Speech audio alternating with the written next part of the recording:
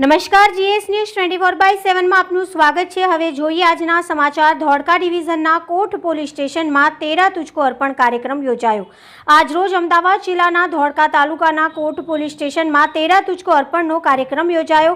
આ કાર્યક્રમમાં police station હેઠળ આવતા ગ્રામ્ય વિસ્તારમાં થયેલી ચોરીના મુદ્દામાલ ભોગ બનનાર વ્યક્તિઓને પોતાની ચોરાયેલી વસ્તુ પરત મળે તે હેતુથી નામદાર કોર્ટના સંકલનમાં રહીને કોટ પોલીસ સ્ટેશનના police sub inspector Shri P N. Gohil સાહેબ તથા કોટ પોલીસ સ્ટેશનના સ્ટાફ દ્વારા ભોગ બનનારને 13 તુજકો અર્પણ કાર્યક્રમ હેઠળ તમામ મુદ્દામાલ જેવા કે મોબાઈલ ફોન, મોટરસાયકલ તથા અન્ય વસ્તુઓ પરત આપી ઉમદા ઉદાહરણ પૂરું પાડ્યું હતું। આવી જ રીતે ધોળકા ડિવિઝન હેઠળ આવતા તમામ પોલીસ સ્ટેશનમાં ટોટલ મુદ્દામાલની કિંમત ₹1,73,00,000નો મુદ્દામાલ પરત અપાયો હતો।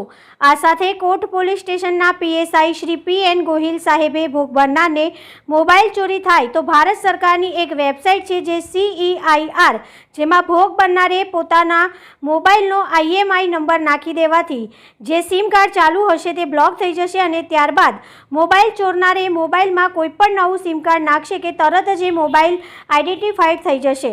જેના માટે ભોગ બનનારે મોબાઈલ ચોરી બાદ પોલીસ સ્ટેશનમાં જઈને એક ફોર્મ ભરી પોતાને લગતા પોલીસ સ્ટેશનમાં આપવાથી તમારી સમસ્યાનો ઝડપથી ઉકેલ આવશે।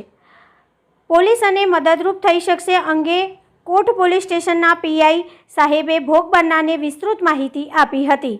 તંત્રી અહેવાલ મહેન્દ્રસિંહ ડાભી, ગુજરાત સિક્યોર ન્યૂઝ, ધોળકા, કોટ। બધું નાખી દેવાનું।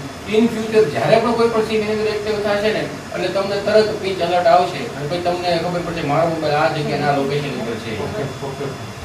CEIR અને અમે ગણપતિપુરા મંદિરે છે ત્યાં પણ એક બોર્ડ લગાડવાના છીએ જ્યાં મેજોરિટી મોબાઈલ ગુમના પ્રશ્નો બનતા હોય એટલે જ નહીં પણ અમે ટૂંકમાં બાંહેધરી આપીએ છીએ દરેક લેવલે બનતા અમારા પૂરા પ્રયત્ન કરશું। આપણે મને વિશ્વાસ છે એડવોકેટ છું એટલે મને ખ્યાલ છે 25 વર્ષથી ગાંધીનગર એક ટૂંકમાં એક પોલીસ પણ બજાને વિશ્વાસ કાયમ રહી શકે। આપણે એક શિકાની બે બાજુ છીએ મારું ભાવનગર અમે ભાવનગરનો છું।